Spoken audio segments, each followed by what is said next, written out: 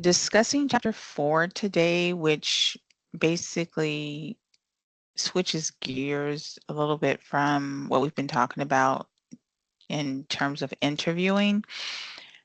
And we're going to start talking a little bit about promoting yourself. So we'll spend a little time talking about an online presence, and then this will be followed up with networking for chapter 5, and then um, using a networking platform like LinkedIn um, after that. So just a few quick announcements. Week 2, if you owe me anything from week 2 is still open. Um, week 1 is closed, so unfortunately you can't turn anything in from week 1, but week 2 is still open. I always give that 1 week grace period. So if you have anything from week 2 that you want to turn in, please do so by Sunday. Additionally, week 3 is open. All of week 3 is open, and week 3 actually stays open until next Wednesday. So you actually get a couple extra days for week 3 to turn things in. Remember, next Thursday is our last day, and that is a hard stop. So, and that is the day that your final project are due on Thursday at 10 p.m. But I'll continue to talk about that as well, and remind everyone that week 4 actually is going to open early. So week 4 will open on Friday. Week 4 will open on Friday. So that will give you guys a couple extra days to get week 4 done. All right.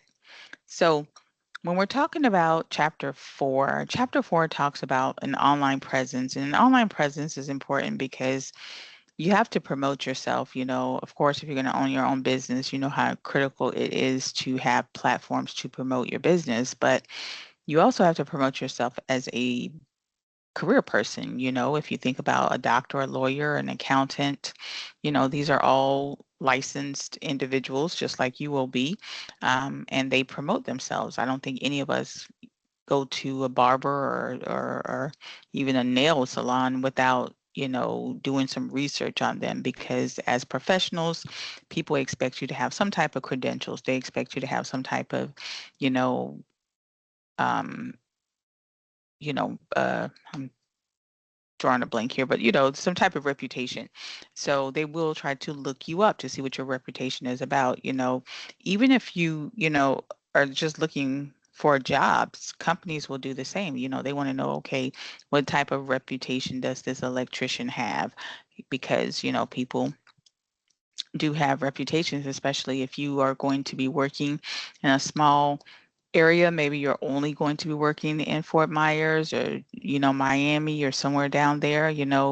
Word gets around. There's not a lot of companies that do electrical work. And so your reputation will precede you. So as a professional, it's important to have a reputation. It's no different from if I were an attorney and I work for one law firm, and I just going to go look for another job as an attorney, like those other law firms are going to want to know, like, what's my reputation, because I'm a professional. And so it's very different from, a non-professioned person. If I was a cashier at Publix, you know, Wawa probably wouldn't care to go see what my ranking was at Publix. But if I were an attorney, another law firm is going to want to know, like, well, how were you as an attorney? And it's the same thing as a electrical technician. It's a professional degree, so people do expect you to have some type of reputation to that. And so how do you create this reputation? Well, I obviously, part of it is just doing a good job and having your work speak for itself. But the other part is to promote yourself. Like, you need to have a LinkedIn account or whatever platform you're using is the quickest way to promote yourself if you're not trying to like pound the pavement and do happy hours and pass out business cards. That way, most people are online promoting themselves. Obviously, you want to be mindful of the privacy concerns when you're online, just like any other platform. I tell people to minimize what they put, especially with locations and stuff. I never understand why people put so much information about their location. Like, oh, I'm going on vacation. Oh, I'm going out of town. Oh, I'll be here. I'll be there. Even especially um, celebrities, they always are getting burglarized because I think they put too much information um, about themselves, on platforms, and there are, nefarious characters are always looking for opportunities. So you want to be mindful of your privacy when you're online, but nevertheless, you still want to try to have a presence. Now, also, when it comes to, things that you may have done in the past, we call that your digital footprint. Like if you were someone that posted a lot, maybe you were a little bit political and you did a lot of Twitter postings and stuff, we tell people you're going to really, really need to think about um, minimizing that because, again, when people are looking for professionals, they're looking for professionals. They don't want to see that type of rhetoric online. You don't see a lot of doctors and lawyers, tweeting and putting out that type of stuff because they're concerned about their career, so you just have to think about that. Like, so, like, you may have to just, keep your social circle more, insular, more local, and try to refrain from doing too much online where people can download stuff you've said and use it against you. There was a dentist a couple months ago, early last year rather, that got into a lot of trouble because I don't know what possessed her to have a video online where she was joking, hopefully she was joking, but about like not giving pain medication to clients that she had that, didn't believe in her political view. And she thought that was so funny. And she had like, that was like an old video from like 2021, and it resurfaced. Like somebody found it. I don't know if she had a disgruntled patient or whatever, but they found it. They reposted it. There's a huge investigation done on her. I don't even know if she still has her license. It was a big deal. It was all over the news because of something that she had posted back from 2021. I don't know what would possess a person to even post something like that or even think it's funny.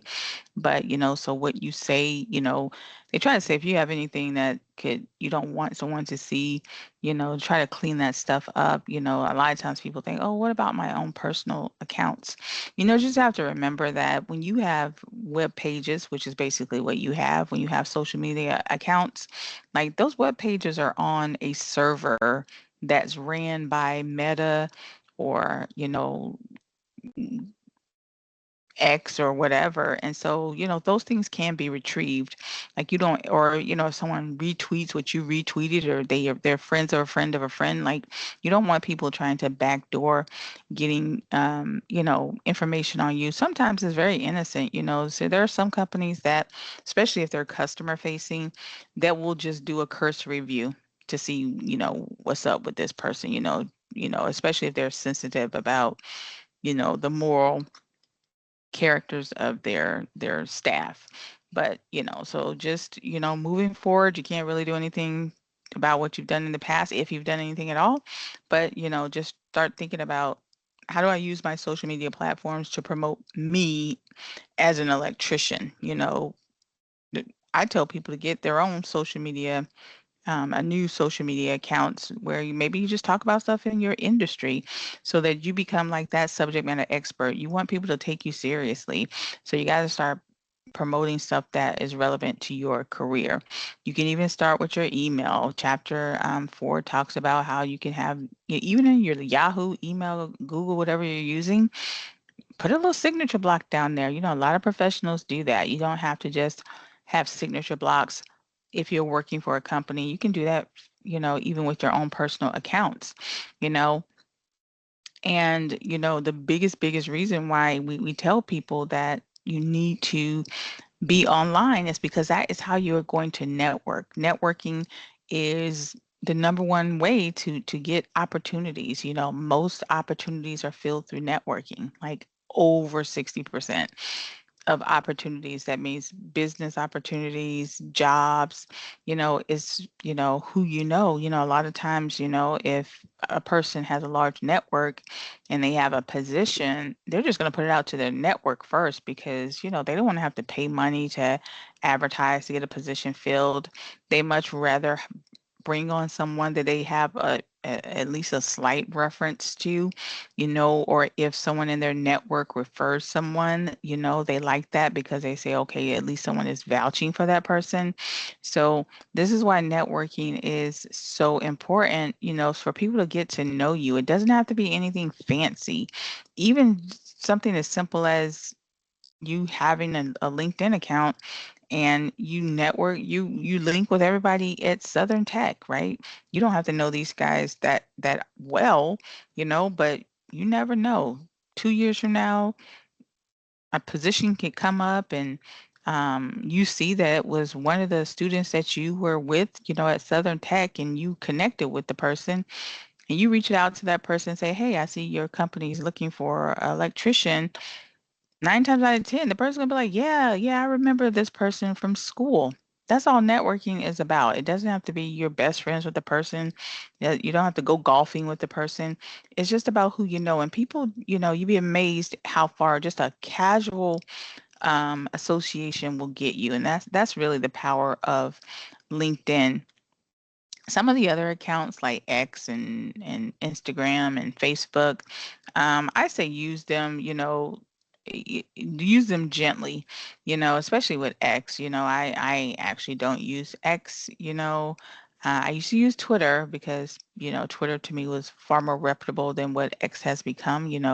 Unfortunately, because of the climate that we're currently in, X has attracted a lot of just propaganda type people, and it's kind of, scared off, more reputable companies that used to use Twitter as like a news feed. I know back in my day when it first came out, Twitter was like a premier news feed. Like if you didn't catch the news on the nightly news, you could always go to Twitter and see what was in the news. Like I wouldn't dare go to X to see what was in the news. I don't trust any of it.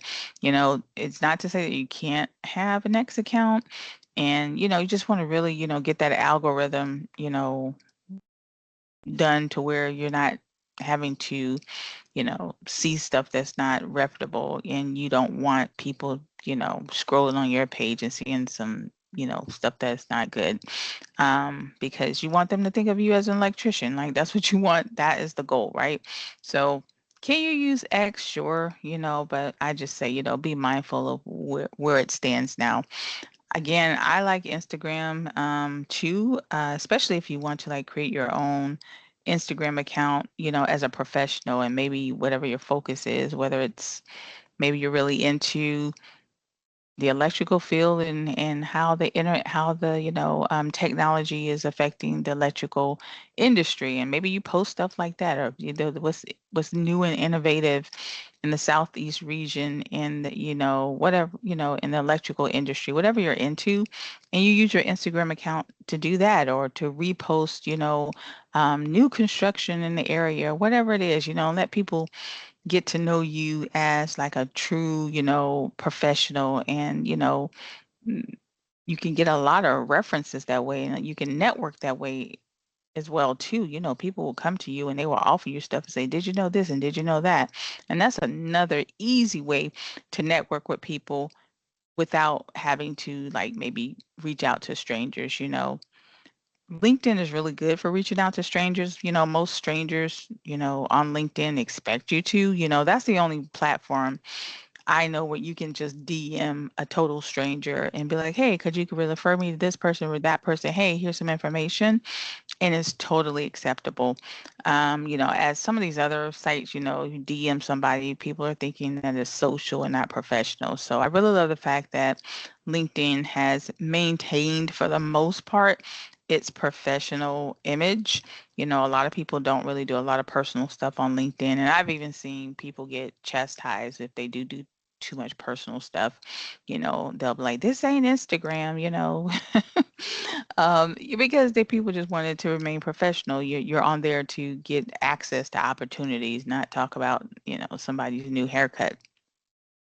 So, um, at the end of the day, the goal is to connect, right? So that's all chapter 4 really talks about, is just really starting to think, how am I going to promote myself? How am I going to network? It's why we wanted you to do those director interviews, because the tools that you'll use for networking is informational interviewing, um, social media, you know, and networking, so it's important, for you to, try to use as many platforms as you can, meeting people, associations, all these different other avenues to do networking. And we'll talk more about networking in chapter 5 and what that looks like. But that is what uh, chapter 4 is really about. It's just this online platform. So really, that is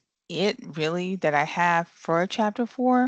All I want to know tonight is for you to one, just start saying, okay, well, who can I network with? Who do I have a network with? I don't care if it's you say, oh, I'm gonna network with Tommy from class because he and I have some history. Maybe we went to the same high school together.